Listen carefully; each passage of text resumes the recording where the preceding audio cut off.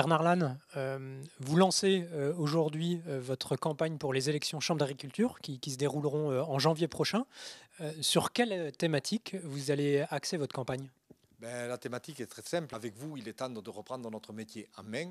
Et avec vous, il est temps, c'est-à-dire vous les agriculteurs, il est temps que nous reprenons nos outils, et notamment les chambres d'agriculture. Avec la régionalisation annoncée et le retrait du terrain des chambres d'agriculture départementales, c'est-à-dire qu'une gouvernance voulue dans certaines grandes régions au niveau régional, nous, on veut reprendre ces chambres-là pour les garder proches du terrain. Parce que je le dis, en Nouvelle-Aquitaine, entre un agriculteur des Pyrénées-Atlantiques et un agriculteur de Côte-Rez, il n'y a pas du tout le même monde et la même agriculture.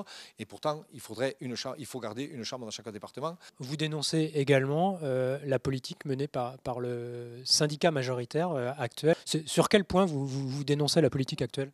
Je dénonce la politique actuelle parce que je le dis depuis le SIA, je vois Christian Lambert remettre le syndicat, dire les solutions, le syndicat de solutions.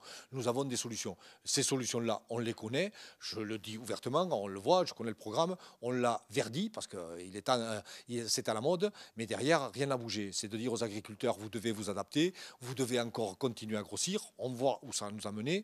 L'agriculture a tous les comptes dans le rouge. Quand je dis ça, ce syndicat de solutions, pour moi, va finir nous amener à une soumission derrière les grandes coopératives, celles contre lesquelles on se bat, et notamment dans le lait, quand je cite comme exemple Sodial, quand on voit l'affaire Sinutra en ce moment, les grandes coopératives, avec ce syndicalisme-là et ces solutions-là, vont finir par phagocyter les agriculteurs qui sont les propriétaires de ces outils-là, et on assiste à un déménagement de notre agriculture. Il est temps de reprendre notre métier en main avec des prix rémunérateurs. Il ne peut pas y avoir d'agriculture sans prix rémunérateur. Je l'ai déjà dit à plusieurs ministres, donner des aides à des agriculteurs qui travaillent à perte, c'est gaspiller de l'argent public. Donc il est temps de réorganiser tout ça.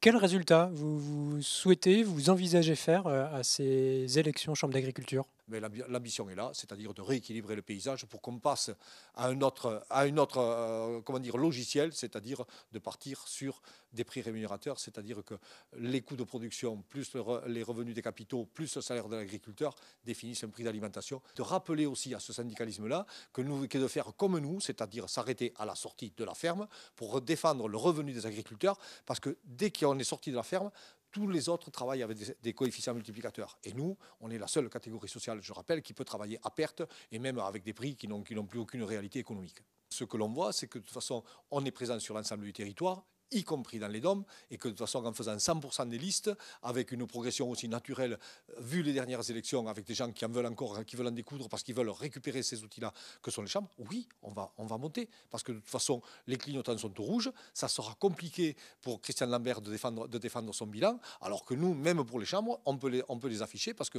notre gestion est saine. On n'en a jamais perdu une qu'on avait prise et on compte progresser.